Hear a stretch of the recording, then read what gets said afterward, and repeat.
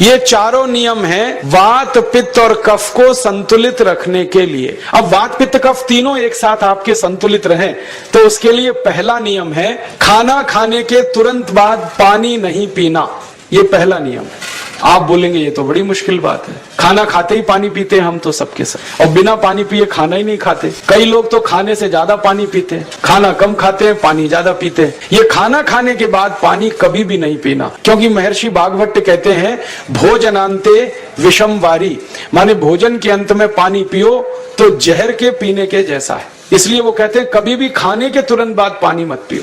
अब आप मुझे पूछोगे क्यों नहीं पिए, कारण बता दो। कारण मैं बताना चाहता हूं सरल भाषा में। हम जब खाना खाते हैं ना तो पेट में सारा खाना इकट्ठा होता है। पेट में एक स्थान होता है, उसको हम कहते हैं जठर। संस्कृत में, हिंदी में जठर कहते हैं, अंग्रेजी में उसको एपिगैस्ट्रियम कहते हैं, हिंदी में कुछ लोग उसको आमाशय भी कहते हैं। ये जठर छोटा सा स्थान है। आपके पेट में नाभि है ना, उसके लेफ्ट साइड में बाईं तरफ छोटा सा स्थान है। सारा खाना आपका इसी स्थान पर आता है। जो भी आप खाते हो, रोटी चावल दाल सब्जी दूध दही कुछ भी खाओ, सब कुछ जठर में आता है। अब जठर में जैसे ही खाना इकट्ठा होता है तो उसमें आग जलती है और उस आग को कहते हैं जठर अग्नि। मिला के बोल देते हैं जठराग्नि। आप जैसे ही खाना खाते हो पेट में जठर में अग्नि जलती है, वो अग्नि खाने को पचाती है। और अग्नि खाने को ऐसे ही पचाती है जैसे रसोई घर की अग्नि खाने को पकाती है। आपके रसोई घर में आप अग्नि जलाओ, उसके ऊपर दूध रख दो, दूध में थोड़ा चावल डाल दो, अग्नि जब तक जलती रहेगी खीर तब तक बनती रहेगी। आप घर में अग्नि जलाओ, उसके ऊपर पानी रख दो, उसमें दाल डाल दो, दाल की पकने की क्रिया तब तक चलेगी जब तक अग्नि जलेगी। ऐसे ही पेट में होता है। जैसे ही आपने खाना खाया पेट में अग्नि जलती है, और जब तक अग्नि जलती है तो खाने के पचने की क्रिया चलती है। जैसे रसोई घर में खाना पकाते हैं वैसे ही पेट में भी खाना पकता है। इसी को हम पचने की क्रिया कहते हैं, अंग्रेजी में उसको डाइजेशन कह देते हैं। तो आपने खाना खाया, पेट में अग्नि जल गई, अब वो खाने को हजम करेगी, पचाएगी।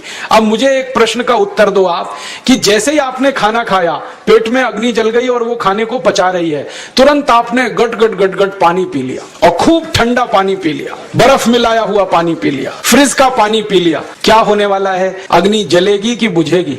अग्नि के ऊपर पानी डालो तो अग्नि और पानी की दोस्ती नहीं है, दुश्मनी है। पानी अग्नि को बुझा देता है। तो आपने खाना खाया, अग्नि जली, पीछे से गट गट पानी पी लिया, अब अग्नि शांत हो गई, अब खाना पचेगा नहीं तो वो पेट में पड़ा पड़ा सड़ेगा, और सड़ा हुआ खाना 100 से ज्यादा विष पैदा करेगा, और वो 100 विष आपकी जिंदगी को नरक बना देंगे और जिंदगी भर आप बीमार पड़े रहेंगे। आपको मालूम है कई लोग कहते हैं मुझे पेट में बहुत गैस बनती है। ये गैस उन्हीं को बनती है जिनका खाना हजम नहीं होता। कोई लोग कहते हैं कि मुझे पेट में जलन होती है, ये जलन उन्हीं को होती है जिनका खाना पचता नहीं। कोई कहते हैं कि मेरे पेट में एकदम गुम हो जाता है, फूल जाता है। ये सब वो लक्षण हैं जब खाना पचता नहीं। तो खाना पचेगा नहीं तो सड़ेगा, सड़ेगा तो विष पैदा करेगा, और वो विष आपको बीमार करेंगे। इसलिए महर्षि भागवत ने कहा खाना खाते ही पानी मत पियो। समझ में आया? फिर आप बोलोगे कितनी देर तक नहीं पिए? कम से कम 1 घंटे तक। 1 घंटे बाद पानी पियो। आप बोलोगे जी 1 घंटा क्यों? ये जो अग्नि जलने की क्रिया है ये लगभग 1 घंटे तक ही चलती है पेट में, उसके बाद अग्नि अपने आप शांत हो जाती है, उसके बाद पानी पी लो। तो खाना अगर 10 बजे खाया तो 11 बजे पानी पियो, 11 बजे खाया तो 12 बजे पियो, 12 बजे खाया तो 1 बजे पियो, 1 घंटे बाद पानी पियो। अब आपके मन में ये सवाल आ सकता है कि खाना खाने के पहले पी लें क्या? हाँ पी लो, 40 मिनट पहले पेट भर के पानी पी लो। 10 बजे खाना खाना है, 9:20 पे खूब पानी पी लो, जितना पी सकते। 11 बजे खाना खाना है, 10:20 पे पी लो, खूब पानी पी लो, 40 मिनट पहले। आप और एक सवाल पूछ सकते हो कि अच्छा ठीक है, खाने के बाद पानी तो नहीं पिएंगे, कुछ और पी सकते हैं क्या पानी को छोड़कर? तो उसके लिए भागवत जी कहते हैं कि खाने के तुरंत बाद अगर पीना है तो दही की लस्सी पियो, मट्ठा। खाने के बाद अगर तुरंत पीना है तो फलों का रस पियो, गन्ने का रस पी लो, संतरे का रस पी लो, मौसमी का रस पी लो, अनार का रस पी लो। अब आप कहोगे ये सब महंगी महंगी चीजें बता रहे हैं, गन्ने का रस, संतरे का रस, अनार का रस, पैसे तो है नहीं। तो सबसे सस्ता रस है नींबू का ही रस पी लो, शिकंजी बना के पी लो, वो तो सबसे सस्ता है। तो खाना खाने के बाद या तो दही की लस्सी पियो या रस पियो। और एक तीसरी चीज है, दूध पी सकते हैं। तो खाने के तुरंत बाद पीना है तो दही की लस्सी या मट्ठा, खाने के तुरंत बाद पीना है तो कोई कोई फल का रस, खाने के तुरंत बाद पीना है तो दूध, पानी 1 घंटे बाद पियो। और अगर एक बात ध्यान रखो तो अच्छा है कि सवेरे खाना खाते हैं जिसको हम ब्रेकफास्ट कहते हैं, नाश्ता, तो फलों का रस पीना अच्छा, दोपहर को खाना खाएं तो लस्सी और मट्ठा पीना अच्छा,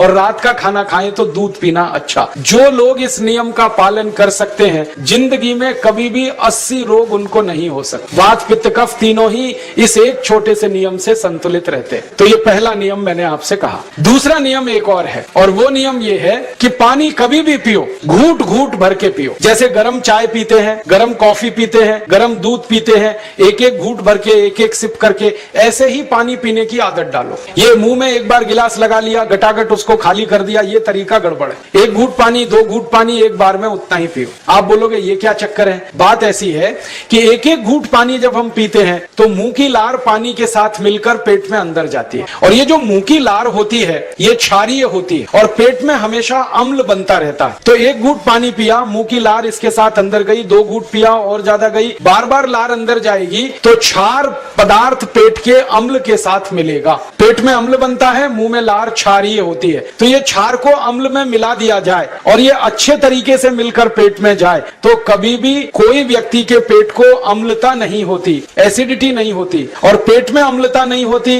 तो रक्त में अम्लता नहीं होती, और जिनके रक्त में अम्लता नहीं होती उनकी जिंदगी में कभी भी वात पित्त कफ के असंतुलन की स्थिति पैदा नहीं होती। इसलिए पानी घूट घूट करके पीना। मैं आपको एक छोटा सा मेरा ऑब्जर्वेशन बताता हूँ, परीक्षण। आप भारत देश में या दुनिया में कहीं भी जाओ, मनुष्य को छोड़कर पशु पक्षियों को देखना शुरू करो, वो पानी कैसे पीते। किसी चिड़िया को पानी पीते हुए देखो, किसी पक्षी को पानी पीते हुए देखो, वो चोंच के 1 बूंद के बराबर ही पानी उठाता है। एक बार में 1 बूंद पानी लेगा, फिर थोड़ी देर चोंच चलाएगा, फिर पिएगा, फिर दूसरी बूंद लेगा, फिर चोंच चलाएगा, फिर पिएगा, फिर तीसरी बूंद। एक एक बूंद पक्षी पानी पीता है। कुत्ते को पानी पीते हुए देखो, चाट चाट के पानी पीता है। शेर को पानी पीते हुए देखो, चाट चाट के पानी पीता है। जितने जानवर चाट कर पानी पीते हैं, जितने पक्षी एक एक घूंट पानी पीते हैं, किसी भी पक्षी और किसी भी जानवर को डायबिटीज नहीं है, किसी को अर्थराइटिस नहीं है, कोई पक्षी ओवरवेट नहीं है, कोई पशु ओवरवेट नहीं है, वो सब स्लिम और ट्रिम है, क्योंकि वो इतने होशियार हैं,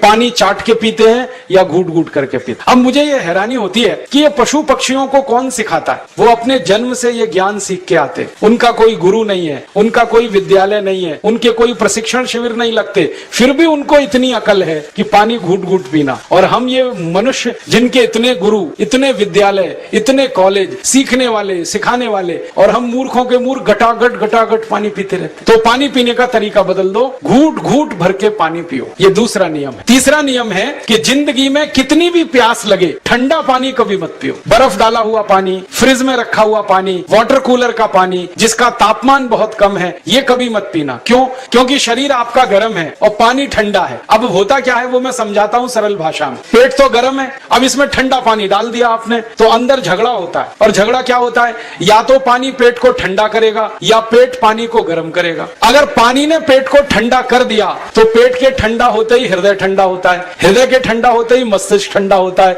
मस्तिष्क के ठंडा होते ही आदमी ठंडा होता है, और आदमी ठंडा होते ही राम नाम सत्य होती है। आपको मालूम है जब शरीर ठंडा पड़ जाता है तो घर में भी नहीं रखते, निकाल के बाहर सड़क पे रख देते। जो घर आपने बनाया अपनी मेहनत से, शरीर के ठंडा पड़ते ही निकाल बाहर करते हैं उस घर में से, और फिर चिल्लाने लगते हैं लेके जाओ, जल्दी लेके जाओ, इसको जला के आओ। माने ठंडे शरीर की इज्जत नहीं है। तो ठंडा पानी क्यों पी रहे हो भाई? बंद कर दो। कोई जानवर ठंडा पानी नहीं पीता, कोई पक्षी नहीं पीता, तो आप ये ठंडा पानी पीना बंद करो, सादा पानी पीना शुरू करो। और गर्मी के दिनों में बहुत अगर आपको तकलीफ है तो मिट्टी के घड़े का पानी पी लेना, फ्रिज का और बर्फ का नहीं पीना। ये तीसरा नियम है। और चौथा और आखिरी नियम है कि आप सवेरे ही सवेरे जब सोकर उठते हो तो सबसे पहले पानी पियो। जैसे ही आपकी आंख खुल गई तो पहले 2-3 गिलास पानी पी लो, उसके बाद आप टॉयलेट में जाओ। उठते ही पानी पियोगे तो 2 फायदे हैं। पहला फायदा यह है कि पानी पेट में जाकर बड़ी आंत को साफ करता है, और जैसे ही बड़ी आंत की सफाई होगी पेट पे दबाव पड़ेगा और आप संडास घर में जाएंगे, 2-3 मिनट में पेट आपका साफ हो जाएगा। जिनका पेट सुबह एक बार में साफ हो जाता है उनकी जिंदगी में कभी रोग नहीं आता।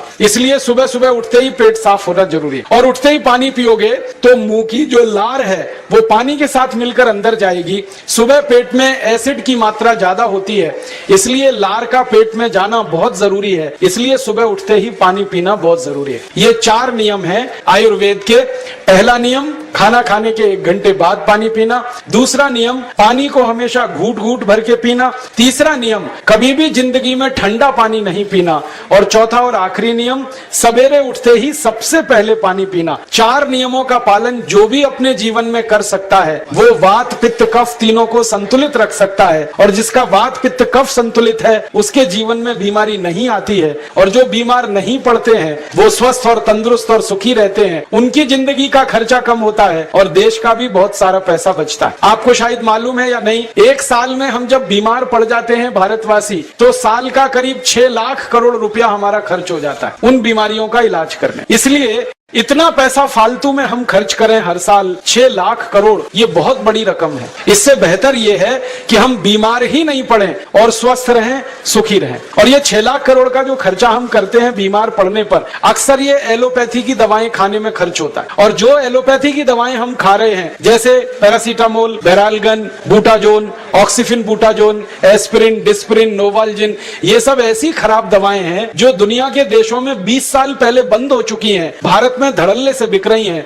और हमको बीमारियों से ज्यादा गंभीर बीमारियों में फंसा रही। ज्यादातर दवाएं जो आप खाते हो वो किडनी खराब कर देती हैं, लीवर खराब कर देती हैं, आंतों में घाव कर देती हैं, विकलांगता आ जाती है, पैरालिसिस हो जाता है, ब्रेन हेमरेज हो जाता है, हार्ट अटैक आ जाता है। दुनिया में लगभग इस समय 84,000 दवाएं बिकती हैं। और आपको सुनकर हैरानी होगी, उनमें से मात्र 117 दवाएं हैं जो काम की हैं, बाकी सब बेकार की दवाएं हैं। उन बेकार की दवाओं को खाकर हम 6 लाख करोड़ खर्च करते हैं। ये बहुत दुख और अफसोस की बात है। और ये 6 लाख करोड़ का खर्चा समाज के वो लोग करते हैं जिनको जिंदगी में हर समय अपना आर्थिक स्थिति को देख के चलना पड़ता है, जिनकी आमदनी बहुत नहीं है, जिनके घर में आमदनी के बहुत ज्यादा साधन नहीं है, उनको ये पैसा खर्च करना पड़ता है। तो कई बार क्या होता है, किसी का घर बिक जाता है, किसी का खेत बिक जाता है, किसी के घर के गहने गिरवी रख जाते हैं, किसी को कर्ज लेना पड़ जाता है, किसी को कर्ज लेकर दोबारा कर्ज लेना पड़ जाता है।